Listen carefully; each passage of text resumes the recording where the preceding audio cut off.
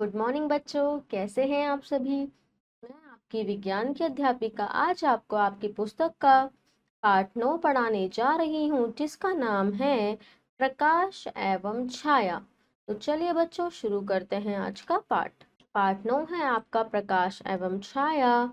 तो देखते हैं बेटा, प्रकाश ऊर्जा का एक रूप है जो वस्तुओं को दृष्टिगोचर बनाता है। हम वस्तुओं को नहीं देख सकते यदि उनके ऊपर प्रकाश ना पड़े। तो प्रकाश बेटा ऊर्जा का ही एक रूप होता है, इसके कारण ही हम अपने आसपास की सभी चीजों को देख पाते हैं। आगे देखते हैं। वायु तथा जल की भांति प्रकाश भी मनुष्य, पौधों व जंतुओं के जीवन यापन के लिए आवश्यक है। जीवित रहने के लिए आवश्यक ऑक्सीजन पौधों द्वारा केवल प्रकाश की उपस्थिति में ही बनाई जाती है। वस्तुएं अंधेरे में दिखाई नहीं देती, इन्हें प्रकाश में ही देखा जा सकता है। जब प्रकाश ऊर्जा वस्तुओं पर पड़ती है तो यह वस्तुओं के पृष्ठ से परिवर्तित होती है। जब यह ऊर्जा हमारे नेत्रों में प्रवेश करती है तो आंखें इसका अनुभव करती है तथा मस्तिष्क को संदेश भेजती हैं। आंखें केवल वस्तुओं को देखने में मदद करती हैं। आगे देखते हैं। जब किसी वस्तु पर प्रकाश पड़ता है तो यह पृष्ठ से लौटकर सभी दिशाओं में फैलता है। इसे प्रकाश का संचरण कहते हैं। जब प्रकाश किसी वस्तु पर पड़ा तो उससे टकराकर वह सभी दिशाओं में फैल जाता है, जिसे प्रकाश का संचरण कहा जाता है। प्रकाश की चाल। प्रकाश बहुत तेज गति से चलता है, अर्थात इसकी चाल 3 × 10⁻18 मीटर प्रति सेकंड या 3 लाख किलोमीटर प्रति सेकंड है। 17वीं शताब्दी में ब्रिटिश वैज्ञानिक सर आइजैक न्यूटन ने 2 सिद्धांत दिए थे कि प्रकाश पदार्थ है तथा प्रकाश तरंग ऊर्जा है। न्यूटन के तरंग सिद्धांत को बर्खास्त किया क्योंकि उन्होंने सोचा कि प्रकाश अन्य तरंगों की भांति झुक नहीं सकता। बाद में यह सिद्ध हुआ कि प्रकाश एक ऊर्जा का ही रूप है। यह विकिरण ऊर्जा का विकिरण है, अर्थात यह किसी स्रोत से उत्पन्न होने वाला प्रकाश संचरित होता है। आगे चलते हैं। प्रकाश के स्रोत। तो बेटा प्रकाश के स्रोत क्या है? जिन जिन से हमें प्रकाश मिलता है। तो कोई भी वस्तु जो हमें प्रकाश देती है प्रकाश का स्रोत कहलाती हैं। दीप्त वस्तुएं भी प्रकाश के स्रोत कहलाती हैं। प्रकाश के स्रोत 2 प्रकार के होते हैं, एक होता है आपका प्राकृतिक स्रोत तथा एक होता है आपका मानव निर्मित स्रोत। तो देखते हैं प्राकृतिक तथा मानव निर्मित स्रोत। प्रकाश के प्राकृतिक स्रोत ऐसे स्रोत जो हमें प्रकृति ने दिए हैं, उन्हें प्राकृतिक स्रोत कहा जाता है। जैसे कि सूर्य, यह गर्म जलती हुई गैसों का एक गोला है जो ऊष्मा व प्रकाश ऊर्जा की एक बहुत बड़ी मात्रा में उसे उत्सर्जित करता है। आगे चलते हैं। हमारे लिए वे प्रकाश के दुर्बल स्रोत हैं। चंद्रमा का प्रकाश जो हम पर पड़ता है, वास्तव में चंद्रमा के पृष्ठ से हमारी ओर परिवर्तित सूर्य का प्रकाश है। प्रकाश के मानव निर्मित या कृत्रिम स्रोत ऐसे स्रोत जो प्राकृतिक नहीं हैं, जो मानव ने खुद बनाए हैं, उन्हें कृत्रिम या मानव निर्मित स्रोत कहा जाता है। जैसे कि टॉर्च, मोमबत्ती, बिजली, ट्यूब, विद्युत बल्ब, लाइट आदि। ये हमें प्रकाश तो देते हैं, लेकिन ये प्रकाश के मानव निर्मित या कृत्रिम स्रोत हैं। इनसे प्रकाश विभिन्न विधियों द्वारा उत्पन्न होता है, जैसे मोम का जलना, तेल पदार्थों को जलाकर जब तक वे चमकने ना लगे। ठीक है। प्रकाश के कुछ स्रोत अन्य स्रोत की अपेक्षा चमकदार होते हैं, जैसे कि जुगनू प्रकाश का एक दुर्बल स्रोत है। मोमबत्ती का प्रकाश जुगनू के प्रकाश की अपेक्षा अधिक होता है। एक बिजली के बल्ब का मोमबत्ती की अपेक्षा तेज प्रकाश होता है। आगे देखते हैं। दीप्त वस्तुएं। दीप्त वस्तुएं वे वस्तु होती हैं जो स्वयं प्रकाश उत्पन्न करती हैं, जैसे कि सूर्य, चंद्रमा, ट्यूबलाइट आदि। अदीप्त वस्तुएं ऐसी वस्तु होती है जो स्वयं प्रकाश उत्पन्न नहीं कर पाती, जैसे कि मेज, कुर्सी, पलंग, पेंसिल, किताब आदि। ठीक है, आगे देखते हैं। पारदर्शक तथा अपारदर्शक तथा पारभासक। तो पारदर्शक क्या होते हैं? प्रकाश आंशिक या पूर्ण रूप से कुछ वस्तुओं से होकर गुजरता है। उनसे होकर गुजरने वाले प्रकाश की मात्रा के आधार पर पदार्थों को पारदर्शक, अपारदर्शक तथा पारभासक पदार्थों में बांटा गया है। वे पदार्थ जो अपने में से प्रकाश को होकर गुजरने देते हैं पारदर्शक पदार्थ कहलाते हैं। ऐसे पदार्थ जिसमें से जो प्रकाश है वो सीधा गुजर जाता है, उन्हें पारदर्शक पदार्थ कहते हैं, जैसे कि कांच, वायु, जल तथा टेप आदि। देखते हैं। वे पदार्थ जो अपने से प्रकाश होकर नहीं गुजरने देते अपारदर्शक पदार्थ कहलाते हैं, जैसे कि धातुएं, लकड़ी, ईंट व पत्थर। वे पदार्थ जो अपने से प्रकाश को सिर्फ कुछ आंशिक रूप से ही गुजरने देते हैं, जिनमें से कुछ थोड़ा सा ही प्रकाश बाहर निकल पाता है, उन्हें उन्हें पारभासक पदार्थ कहते हैं, जैसे कि अभ्रक, तेलीय कागज, मक्खन का पेपर, गीला कांच आदि। प्रकाश से संबंधित सामान्य परिभाषाएं। तो प्रकाश से संबंधित कुछ परिभाषाएं हैं जो सबने बताई हैं। प्रकाशीय माध्यम, कोई भी वस्तु जिसमें से प्रकाश ऊर्जा पूर्ण या आंशिक रूप से पार हो जाती है वह प्रकाशीय माध्यम कहलाता है।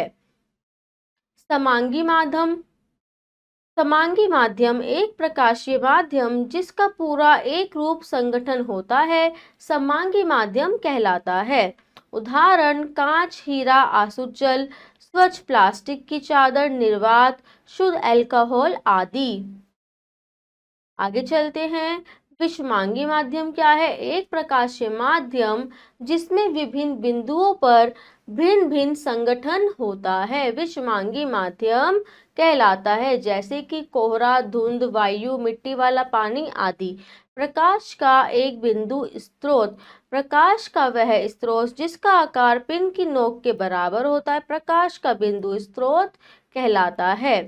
प्रकाश का विस्तृत स्रोत, प्रकाश का कोई भी स्रोत जो प्रकाश के बिंदु स्रोत की अपेक्षा बड़ा होता है प्रकाश का विस्तृत स्रोत कहलाता है। एग्जाम्पल, इसका उदाहरण है एक जलती हुई मोमबत्ती, एक जलता हुआ विद्युत बल्ब आदि। प्रकाश की किरण, जो प्रकाश के चलने की दिशा को दर्शाती है कि प्रकाश किस दिशा में चल रहा है, प्रकाश की किरण कहलाती है। चित्र में प्रकाश की किरण दर्शाई गई है, इसे एक सीधी रेखा द्वारा प्रदर्शित किया जाता है। तीर वह दिशा प्रदर्शित करते हैं जिसमें प्रकाश चलता है, जैसा कि आप यहाँ पे देख भी पा रहे हैं। यह एक प्रकाश की किरण है और जिस दिशा में चल रही है उसी तरफ उसका तीर का निशान बनाया गया है। प्रकाश का किरण पुंज, प्रकाश की कई किरणों का समूह प्रकाश का किरण पुंज कहलाता है। आगे देखते हैं।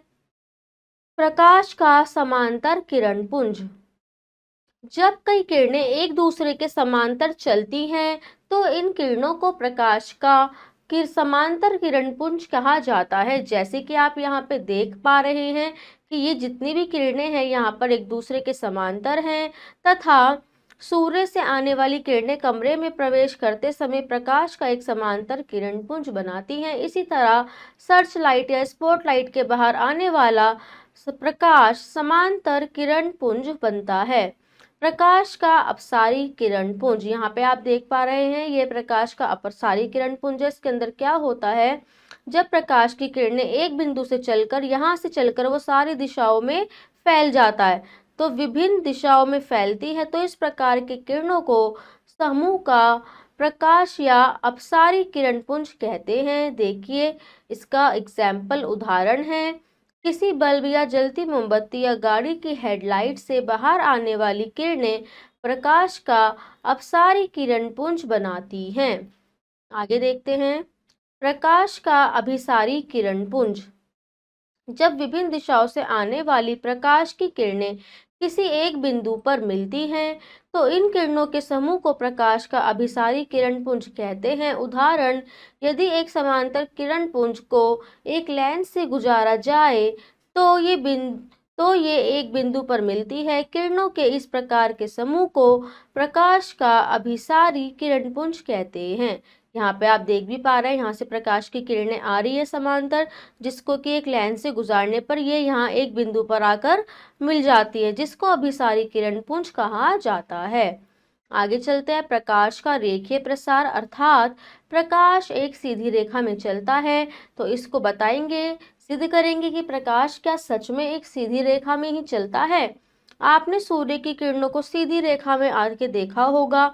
जब सूर्य के आगे काले बादल आ जाते हैं, दैनिक जीवन में ऐसी कई घटनाएं हैं जिनसे यह पता चलता है कि प्रकाश सीधी रेखा में चलता है। यह निम्नलिखित हैं।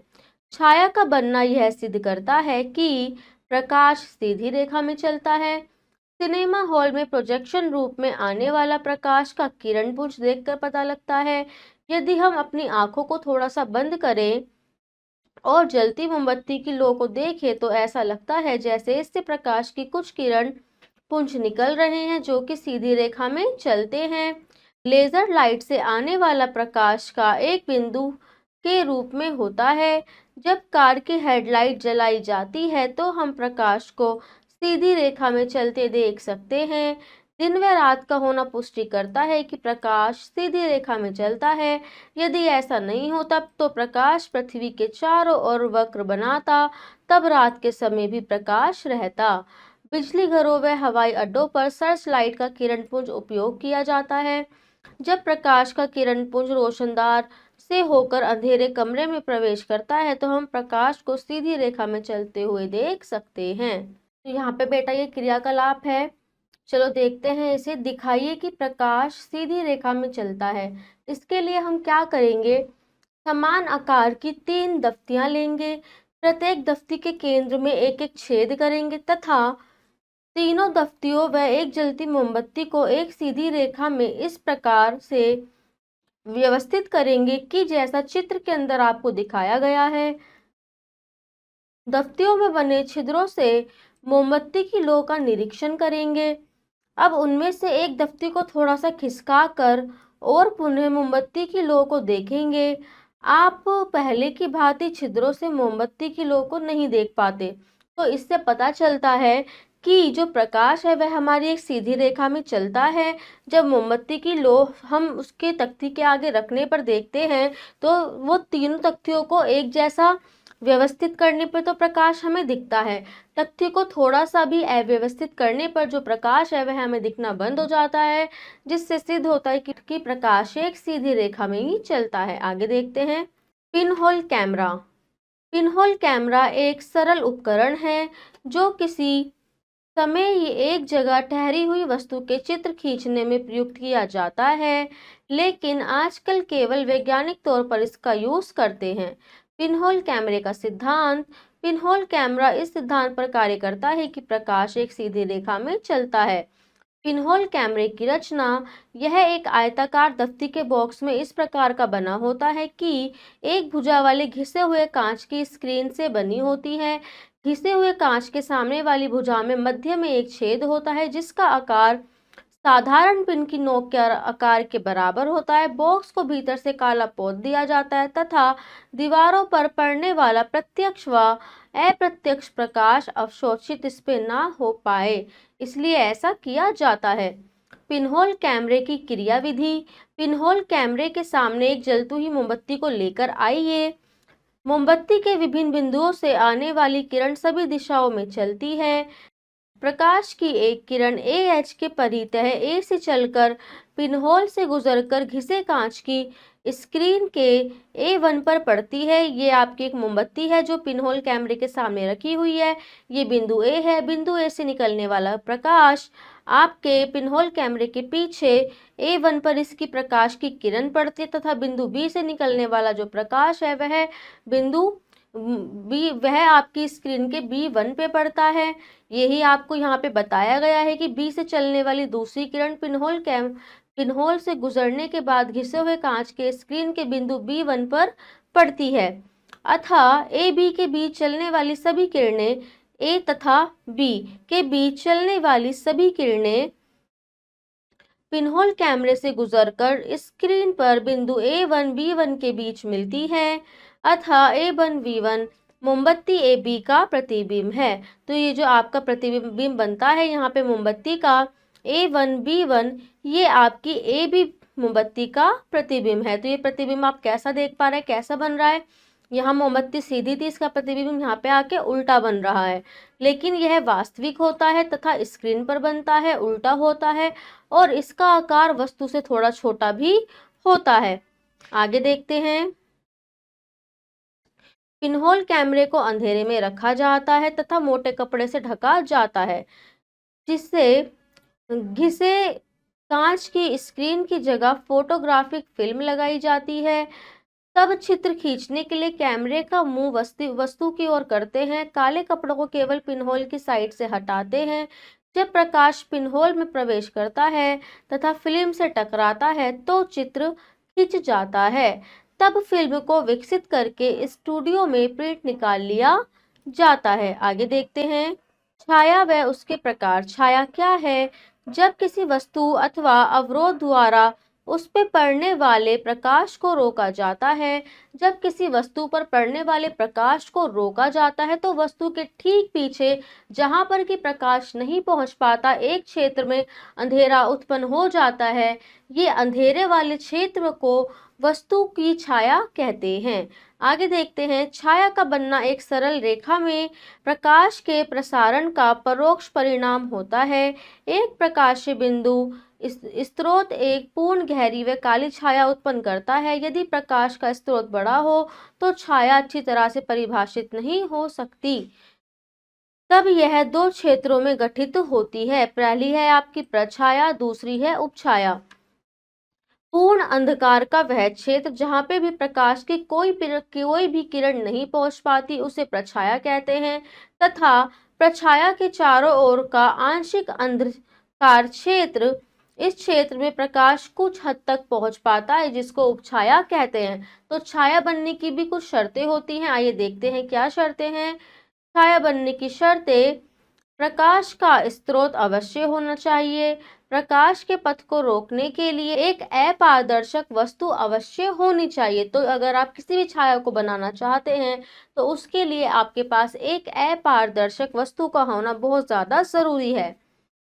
आगे है। छाया बनने के लिए अपारदर्शक स्क्रीन अवश्य होनी चाहिए, क्योंकि यह वायु में नहीं बन सकती। सूर्य के प्रकाश द्वारा बनने वाली छाया की लंबाई समय के साथ साथ बदलती रहती है। सुबह के समय छाया बहुत लंबी होती है। जैसे जैसे दिन गुजरता है छाया छोटी होती जाती है। जब सूर्य बिल्कुल सर के ऊपर होता है छाया सबसे छोटी होती है। आगे देखते हैं। शाम के समय यह सबसे बड़ी होती है। पारदर्शक वस्तु की कोई छाया नहीं बनती। पारभासक वस्तु की एक दुर्बल छाया बनती है। छाया की प्रकृति, आकार निम्नलिखित बातों पर निर्भर करती है: प्रकाश के स्रोत तथा वस्तु के आकार पर, प्रकाश के स्रोत तथा वस्तु के बीच की दूरी पर।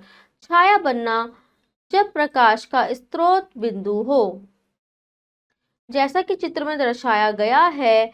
एस प्रकाश का एक बिंदु स्रोत है। पी क्यू एक अपारदर्शक वस्तु है तथा एक्स वाई अंधेरे कमरे की स्क्रीन है। प्रकाश की किरणें एस पी तथा एस क्यू के परिध है बिंदु एस से चलती हैं तथा स्क्रीन एक्स वाई पर बिंदुओं ए बी तक पहुंचती हैं। यह प्रछाया का क्षेत्र है। छाया का आकार बढ़ता है जब स्क्रीन को पीछे की ओर x1 y1 में खिसकाया जाता है। इसके विपरीत स्क्रीन को आगे अपारदर्शक क्षेत्र की ओर चलाने पर छाया का आकार घटता है।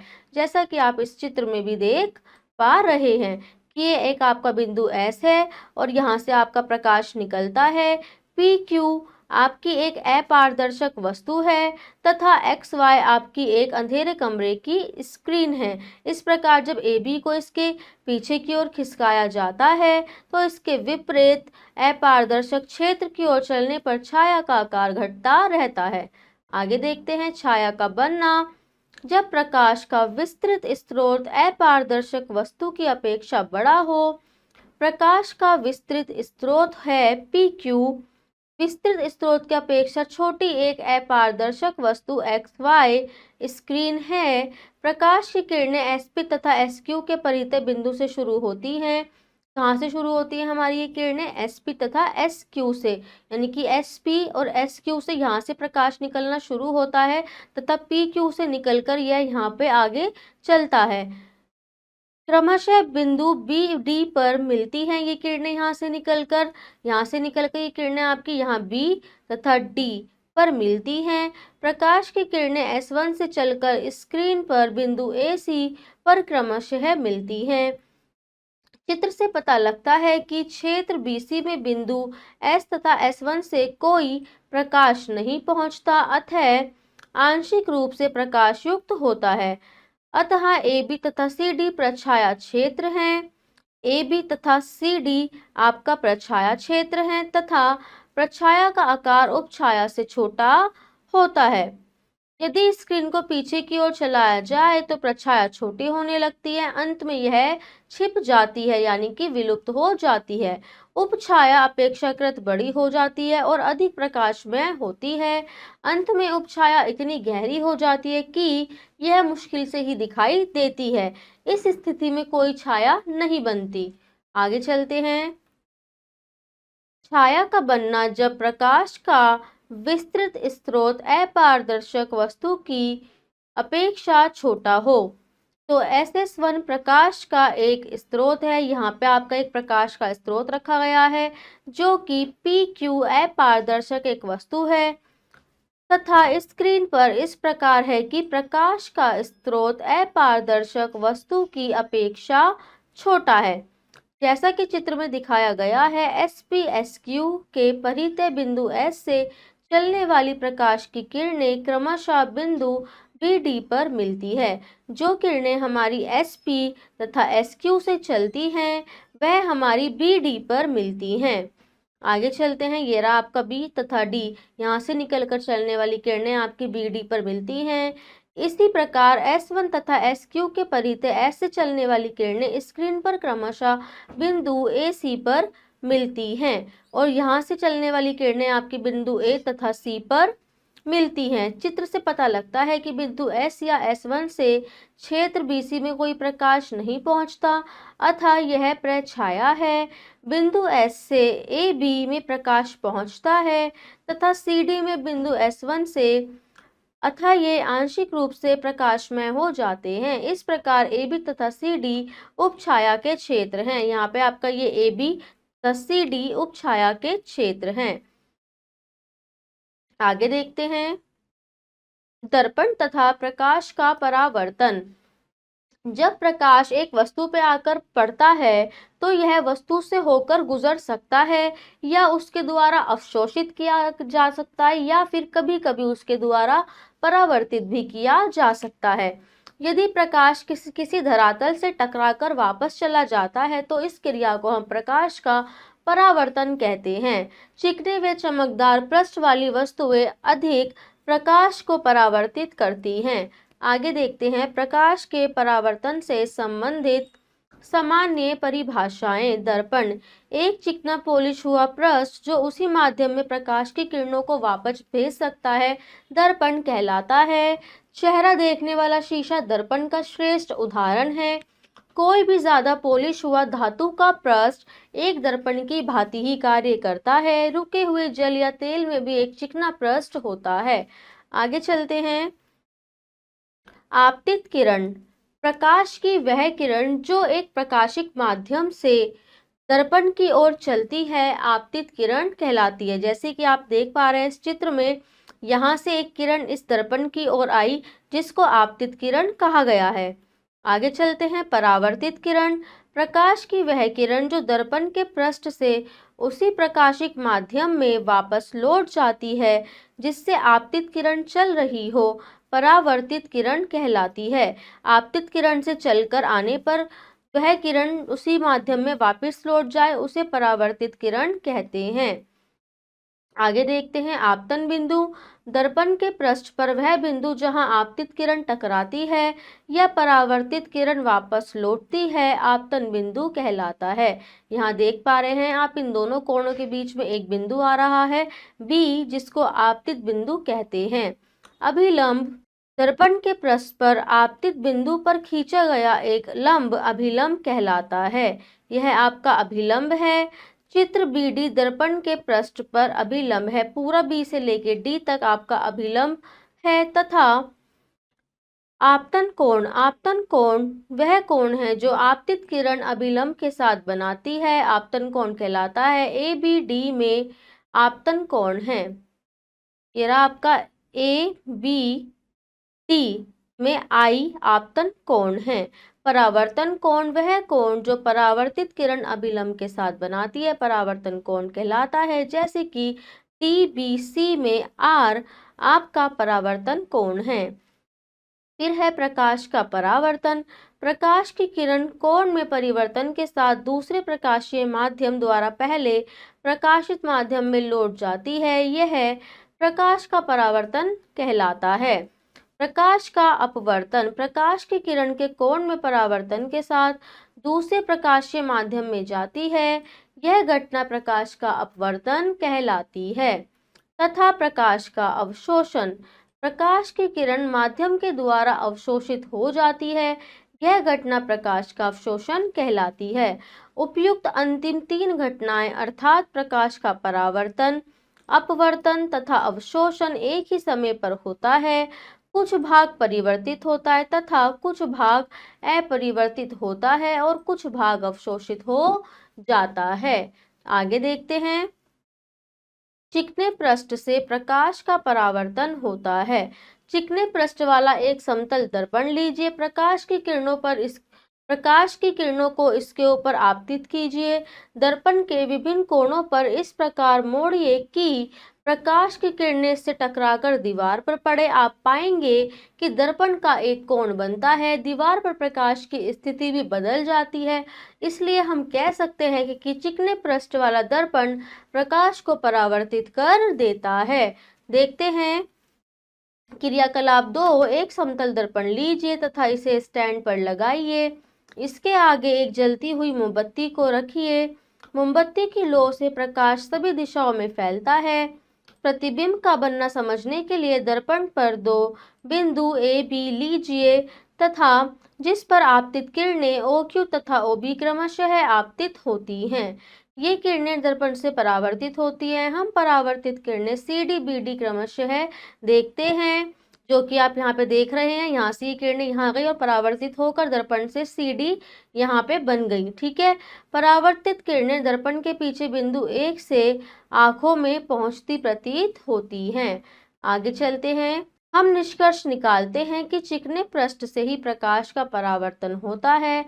ऐसा परावर्तन सतत परावर्तन कहलाता है तथा खुरदरे पृष्ठों से सतत परावर्तन नहीं होता। ऐसा परावर्तन असतत परावर्तन कहलाता है। समतल दर्पण द्वारा प्रतिबिंब के कुछ गुण। जो समतल दर्पण द्वारा प्रतिबिंब होता है, प्रतिबिंब दर्पण के उतने पीछे बनता है जितना कि वस्तु के सामने रखी होती है। प्रतिबिंब का आकार वस्तु के आकार के समान होता है। प्रतिबिंब सीधा होता है और बगल से देखने पर वह हमें उल्टा लगता है। इसका अर्थ है कि वस्तु का बायां भाग प्रतिबिंब में दाएं भाग के समान लगता है तथा उल्टे क्रम में भी। बनने वाला प्रतिबिंब आभासी होता है, इसे स्क्रीन पर नहीं लिया जा सकता। तो समतल दर्पण के जो प्रतिबिंब बनते हैं उनकी जो गुण है वह इस प्रकार हैं। आगे देखते हैं समतल दर्पण का उपयोग हम कहाँ करते हैं। तो समतल दर्पण का उपयोग हम अपने घरों में चेहरा देखने में, दाढ़ी बनाने तथा बाल बनाने में करते हैं। आगे चलते हैं। पार्श्व परावर्तन। पार्श्व परावर्तन क्या है? समतल दर्पण में वस्तु का दायां भाग प्रतिबिंब के बाएं भाग में समान दिखता है तथा वस्तु का बायां भाग प्रतिबिंब के दाएं भाग के समान दिखता है। इस प्रभाव को समझने के लिए आप दर्पण के सामने खड़े हो जाएं तथा अपना दायां हाथ खड़ा कीजिए। आप पाएंगे कि प्रतिबिंब में आपका बायां हाथ खड़ा दिखाई देता है। इसी प्रकार आप एक कागज पर P लिखते हैं और इसे दर्पण के सामने रखकर देखते हैं तो आप पाएंगे कि P क्यू की भांति दिखाई देता है, अतः समतल द्वारा बनने वाला प्रतिबिंब दायां बायां प्रतिवर्तन प्रदर्शित करता है, जिसे पार्श्व परिवर्तन कहते हैं। यहाँ पे देखेंगे आप छाया तथा प्रतिबिंब में अंतर।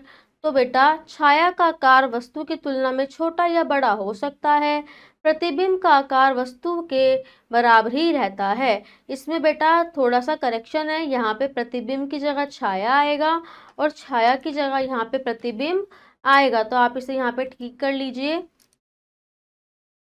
ये यहाँ पे प्रतिबिंब नहीं है, छाया है, तथा ये छाया की विशेषता नहीं है, प्रतिबिंब की है।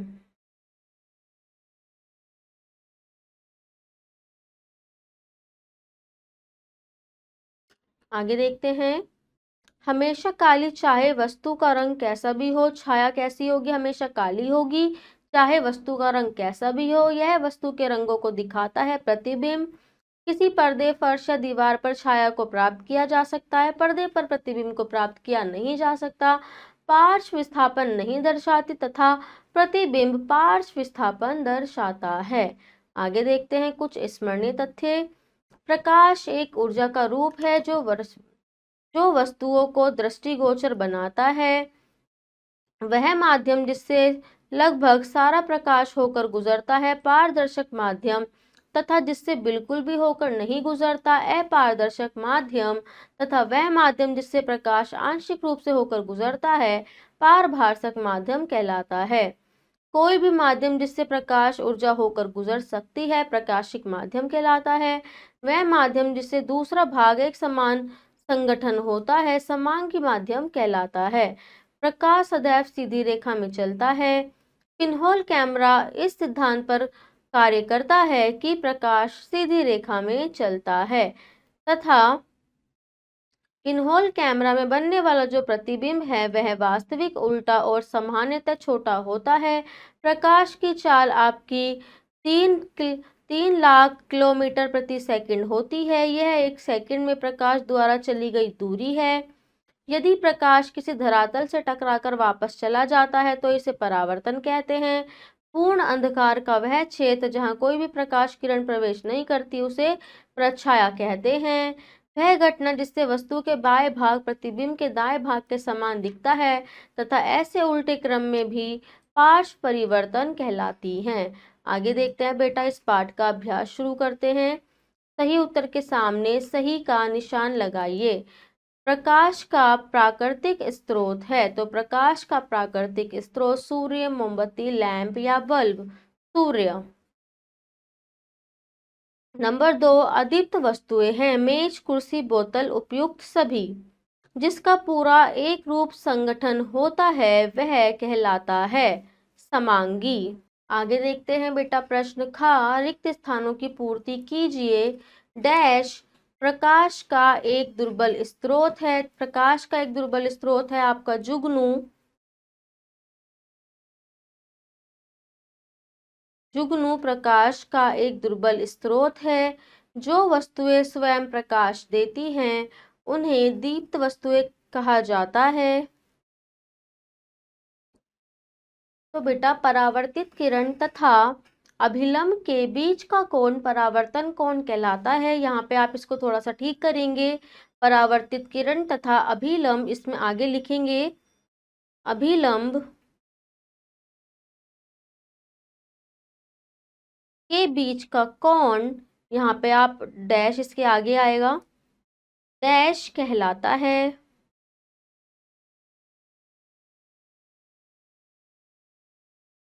तो बेटा परावर्तन कोण क्या कहलाता है? परावर्तन कोण।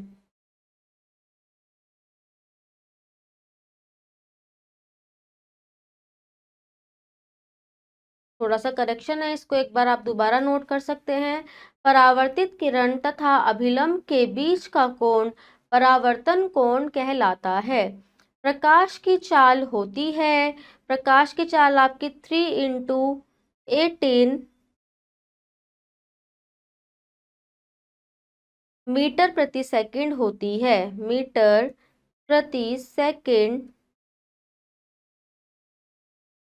होती है। आगे देखते हैं। दर्पण के पृष्ठ के आपतन बिंदु पर खींचे गए लंब को कहते हैं अभिलंब।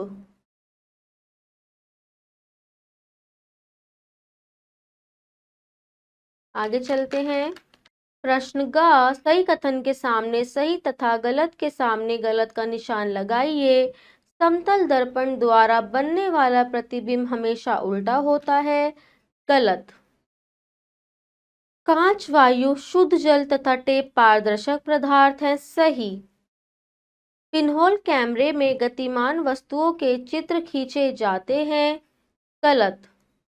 प्रकाश के पथ को रोकने के लिए अपारदर्शक वस्तुएं नहीं होनी चाहिए। गलत।